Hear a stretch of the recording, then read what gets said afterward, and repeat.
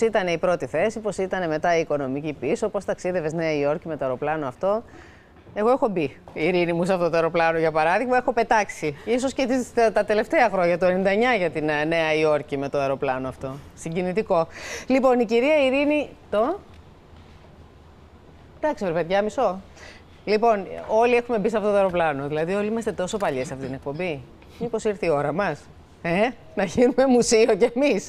Η Ειρήνη Μολφέση, πρόεδρος της Πανελλήνιας Φιλοζωικής Ομοσπονδίας, είναι εδώ κοντά μας, μαζί με την κυρία Σοφία Τζονίκη, Γενική Γραμματέα της Ομοσπονδίας. Καλημέρα και στις δυο σας, καλώς ήρθατε. Καλημέρα και σε εσάς. Λοιπόν, έγινε μια πολύ ενδιαφέρουσα ημερίδα, στην οποία προσπαθήσατε να δείξετε στους Δήμους όλους πώς πρέπει να φέρονται και ποια πολιτική πρέπει να ασκούν σε σχέση με τα αδέσποτα.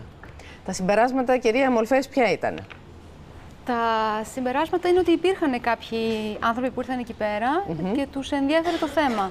Ήταν η παρουσίαση μιας συσκευής ανακύκλωσης πλαστικού, δηλαδή κουτάκια, δηλαδή αλουμίνιο και πλαστικό, σε ανταπόδοση απελευθερώνουν μια ποσότητα τροφής, κιλοτροφής, δηλαδή κροκέτες, για αδέσποτα. Δηλαδή να συνδυάσει κανείς την ανακύκλωση με σύντηση αδέσποτων. Καλά, καταπληκτικό σαν κόνσεπτ, σαν ιδέα κλπ. Ακριβώς. Η οποία εφαρμόζεται κάπου, υπάρχουν κάποιοι δήμοι που πιλωτικά έστω το έχουν εφαρμόσει, είναι αυτό που βλέπουμε στις οθόνες μας, έτσι? Ακριβώς. Αυτό ξεκίνησε από την Τουρκία. Είναι μια συσκευή που την έχει σχεδιάσει ένας Τούρκος σχεδιαστής. Ναι. Και τώρα την έφερε μια εταιρεία εδώ πέρα και την δείξαμε στο κοινό. Πώς μπορεί να λειτουργήσει στους δρόμους? Πώς μπορεί να λειτουργήσει στους δρόμους, σε κάποιους δήμους, να βάλουν σε κάποιες πλατείες, σε κάποια μέρη, ας πούμε, έτσι, λίγο πιο εκεί που μπορεί ο κόσμος να φτάσει και να ανακυκλώσει. Να συνδυαστεί αυτό το πράγμα. Δηλαδή είναι απαραίτητα και τα δύο. Δηλαδή και η ανακύκλωση και η σύντηση. Δηλαδή δύο πράγματα πώς μπορούμε να τα κάνουμε. Κυρία Τζονίκη, πώς λειτουργεί πρακτικά αυτό? Ρίχνουμε δηλαδή το προς ανακύκλωση υλικό και απελευθερώνεται? Προς ανακύκλωση αντικείμενο, το οποίο το ρίχνουμε στις ειδικές εσοχές και απελευθερώνει την ποσότητα τροφής, η οποία ρυθμίζεται με ειδικό σένσορα. Ανάλογα δηλαδή με τον αριθμό των αδεσπότων που υπάρχουν στην περιοχή που θα ταϊστούν, υπάρχει ένας σένσορας που απελευθερώνει την ανάλογη ποσότητα. Αλλά είναι απαραίτητο να μπαίνει το προϊόν αυτό? Είναι ο συνδυασμός της ανακυκλώνω με ανταποδοτικό όφελος, γιατί και σαν λαός δεν έχουμε συνείδηση ανακύκλωσης ιδιαίτερη, με αποτέλεσμα να πληρώνουμε και υπέρογκα πρόστιμα σαν κράτος. Αλήθεια είναι αυτό? Είναι αλήθεια. Δεν υπάρχει ιδιαίτερη ενημέρωση και εκπαίδευση στον κόσμο. Οπότε είναι ένα ωραίο θέμα που μπορεί να παντρέψει την ανακύκλωση με την σύντηση των αδεσπότων και την δημιουργία θέσεων εργασίας για την συντήρηση των συσκευών αυτών από ομάδες μακροχρόνιων ανέργων ή από αδύναμες κοινωνικές ομάδες, οι οποίοι θα εκπαιδευτούν κατάλληλα. Κυρία Μολφέση, ακούμε για νέες θέσεις εργασίας, ακούμε για μια συνείδηση που πρέπει να αποκτήσει και ο Έλληνας πολίτης. Κοστίζει όλο αυτό? Δηλαδή θα επιβαρυνθεί όποιος το υιοθετήσει, σαν αντίληψη εννοώ?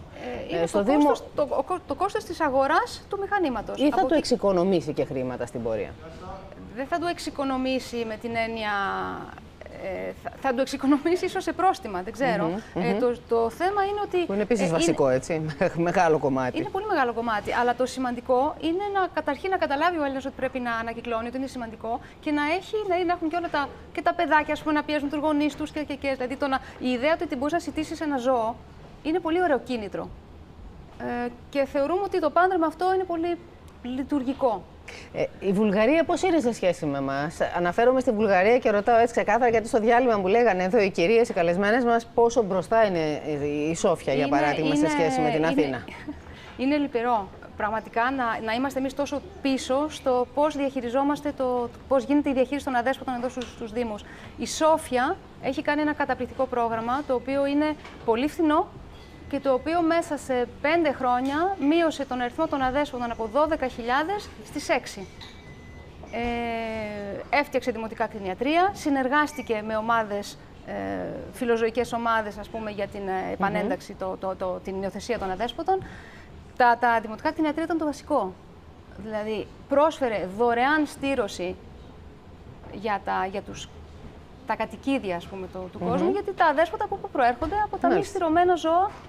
Και τα κατάφερε μέσα σε ένα σύντομο χρονικό διάστημα.